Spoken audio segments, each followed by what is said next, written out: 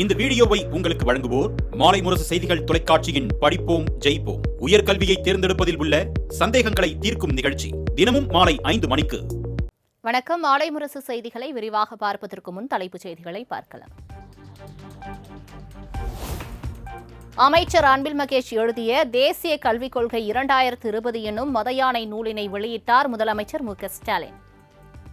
அன்பில் மகேஷ் பொய்யாமொழி அவர்கள் எழுதியுள்ள தேசிய கல்விக் கொள்கை 2020 எனும் தலைவர் தளபதியின் தளபதிகள் இளைய தலைமுறை இளம் தலைவரின் இணைப்பிரியா நண்பர், இளம் தலைவர் மனதில் நிற்பதை களத்தில் நிகழ்த்தி காட்டுபவர்.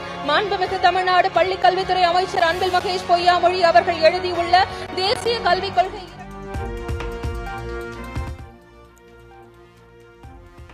யானையை அடக்கும் அங்குஜத்தை திமுக கொடி பறக்க முதலமைச்சருக்கு பரிசாக வழங்கினார் அன்பில் மகேஷ்.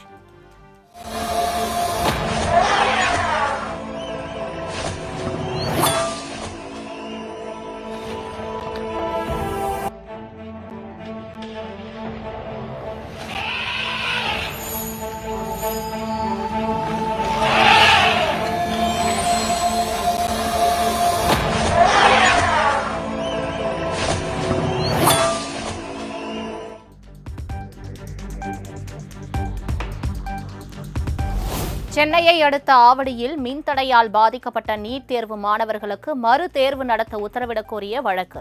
இளநிலை நீட் தேர்வு முடிவுகளை வெளியிட சென்னை உயர்நீதிமன்றம் தடை விதித்து உத்தரவு.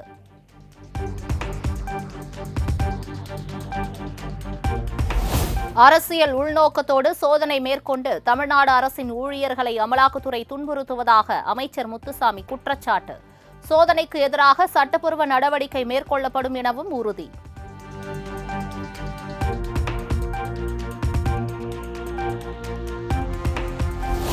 அதிமுக முன்னாள் அமைச்சர் சேவூர் ராமச்சந்திரன் மீது 3 பிரிவுகளின் கீழ் லஞ்ச ஒழிப்புத்துறை வழக்கு பதிவு. பல்வேறு முக்கிய ஆவணங்களை பறிமுதல் செய்துள்ளதாகவும் தகவல்.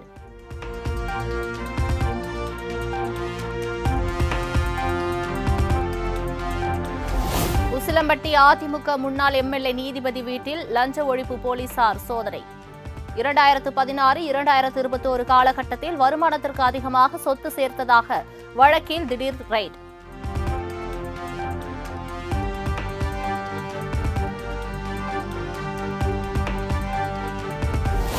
போலி வழக்குகளின் அடிப்படையில் நடத்தப்படும் சோதனைகளால் அதிமுகவை அசைத்து கூட பார்க்க முடியாது.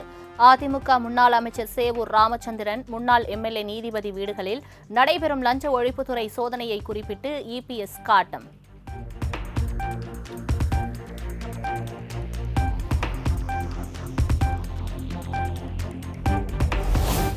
தனது டெல்லி எஜமானர்களை காப்பாற்ற திமுக அரசின் மீது அவதூறை அள்ளி வீசியிருக்கிறார் பழனிசாமி என திமுக அமைப்பு செயலாளர் RS பாரதி குற்றச்சாட்டு.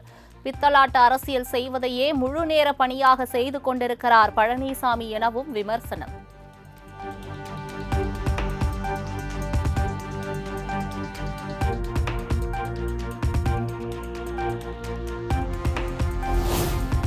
அதிமுகவின் தேர்தல் பணியை முடக்கும் விதமாக அரசியல் காழ்ப்புணர்ச்சியுடன் லஞ்ச ஒழிப்புத்துறை சோதனை நடக்கிறது.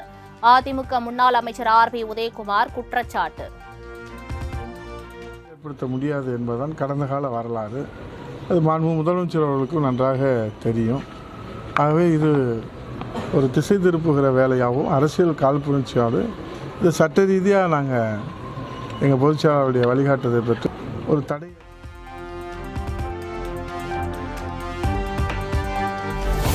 தீவிரவாத ஒழிப்பு விவகாரம் தொடர்பாக உலக நாடுகளுக்கு விளக்கம் அளிக்க கனிமொழி உள்ளிட்டோர் அடங்கிய குழுவை அமைத்தது மத்திய அரசு. மே 22ஆம் தேதிக்கு பிறகு வெளிநாடுகளுக்கு பயணம் மேற்கொள்வார்கள் என தகவல்.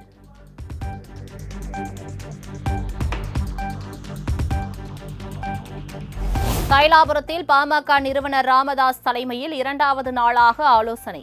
அன்புமணி ராமதாஸ் கூட்டத்தை இன்றும் புறக்கணித்த நிலையில் முகுந்தன் பங்கேற்பு.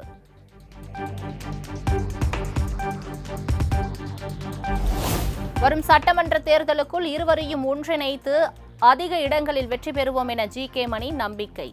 பாமகவில் ஏற்படும் பிரச்சனைகளுக்கு காரணம் அல்ல எனவும் விளக்கம். இருக்கிற கட்சி மிக விரைவில் ஒரு சுமூகமான தீர்வு வரும் அப்படிங்கிற நம்பிக்கையோட நான் தீவிரமாக முயற்சி எடுத்துட்டு தீவிரமாக முயற்சி எடுக்கிறேன். எனக்கு நம்பிக்கை இருக்குது. ஏன்னா தேர்தல் வரப்போகுது. வேறு யாரும் இல்லை. இருவரும் ஒன்றா சந்திப்பாங்க, பேசுவாங்க. அந்த செய்தி நீங்கள் பார்க்கலாம்.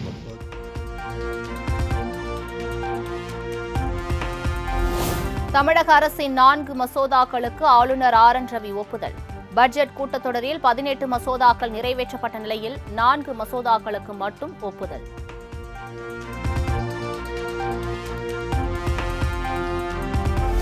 பாமக குடும்பத்திற்குள் நடக்கும் வெட்டு குத்துகளை முதலில் ராமதாஸ் சரி செய்யட்டும்.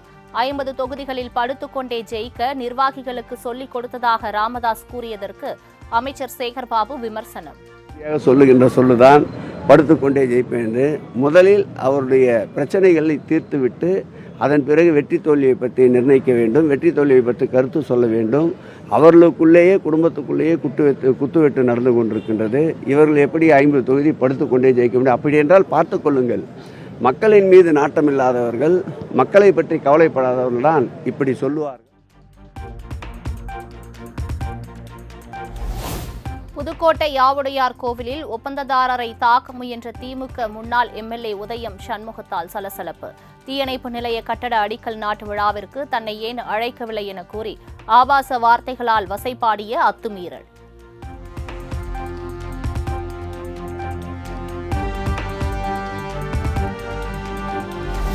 கடந்த வருடத்தை விட இந்த வருடம் கோடைகால மின் தேவை வெகுவாக குறைந்துள்ளது.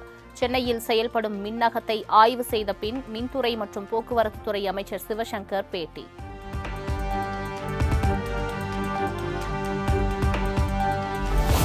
என் பேர குழந்தைகளுக்காக மகள் ஆர்த்தியும் மாப்பிள்ளை ரவிமோகனும் இணைந்து வாழ வேண்டும். ஆர்த்தியின் தாயாரும் திரைப்பட தயாரிப்பாளருமான சுஜாதா விஜயகுமார் வேண்டுகோள்.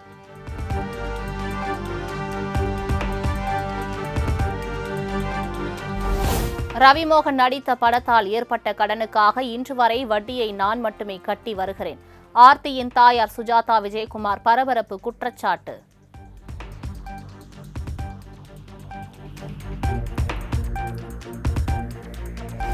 கோவை காரமடையில் அமைகிறது புதிய மத்திய சிறைச்சாலை வளாகம். கட்டுமான பணிகளை மேற்கொள்ள சுற்றுச்சூழல் அனுமதி வழங்கியது தமிழ்நாடு சுற்றுச்சூழல் தாக்க மதிப்பீட்டு ஆணையம்.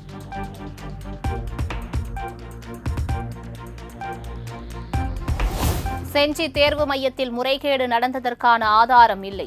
முதற்கட்ட விசாரணை அறிக்கையை தேர்வுத்துறை இயக்குநரிடம் அதிகாரிகள் சமர்ப்பித்தனர்.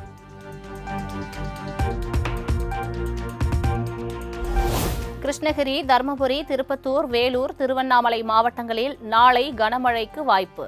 திருச்சி, கோவை, நீலகிரி, ஈரோடு உள்ளிட்ட 8 மாவட்டங்களில் நாளை மறுநாள் கனமழைக்கு வாய்ப்புள்ளதாகவும் வானிலை ஆய்வு மையம் தகவல்.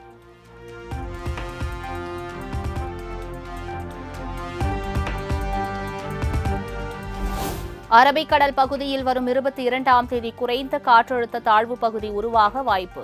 சென்னை வானிலை ஆய்வு மையம் கணிப்பு.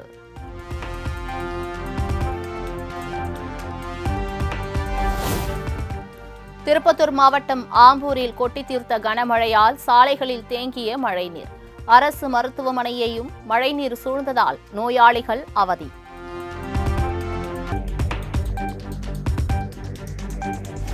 தமிழகத்தின் பல்வேறு மாவட்டங்களில் பலத்த சூறைக்காற்றுடன் பெய்த மழையால் ஆயிரக்கணக்கான வாழை மரங்கள் சேதம். உரிய இழப்பீடு வழங்க அரசுக்கு விவசாயிகள் கோரிக்கை.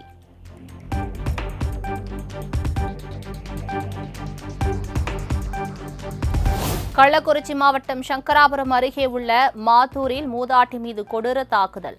வேலையை விட்டு நீக்கியதற்காக உறவினர்களுடன் சேர்ந்து வெறிச்செயல்.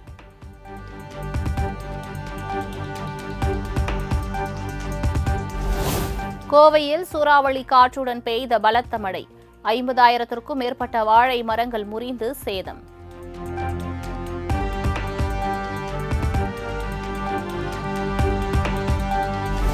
தமிழக கேரள எல்லைப் பகுதியில் உள்ள வனத்துறை சோதனைச் சாவடியில் ஊழியர் லஞ்சம் பெறும் வீடியோ வெளியாகி அதிர்ச்சி. சம்பவம் தொடர்பாக வனத்துறை அதிகாரிகள் விசாரித்து வருவதாக தகவல்.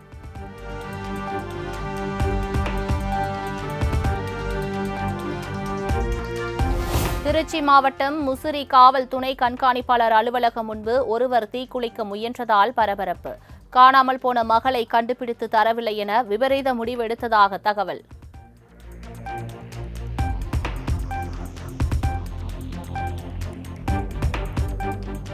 திருப்பத்தூர் மாவட்டம் ஆம்பூர் அருகே தேசிய நெடுஞ்சாலையில் கடும் போக்குவரத்து நெரிசல்.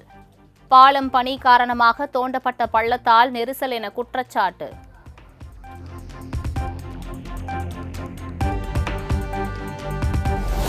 ஓசூர் கெலவரப்பள்ளி அணையில் வெண்பனிக்கட்டி போல் பொங்கி வழியும் ரசாயன நுரைகள். விவசாயிகள் அதிர்ச்சி. அரசு உரிய நடவடிக்கை எடுக்க கோரிக்கை.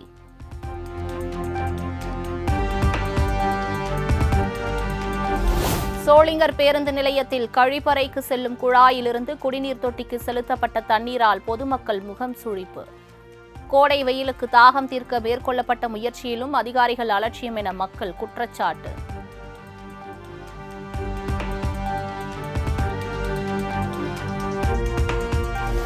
விரைவில் வெளிவருகிறது புதிய 20 ரூபாய் நோட்டுகள். மகாத்மா காந்தி உருவத்துடன் வெளியிடப்படும் என ரிசர்வ் வங்கி அறிவிப்பு.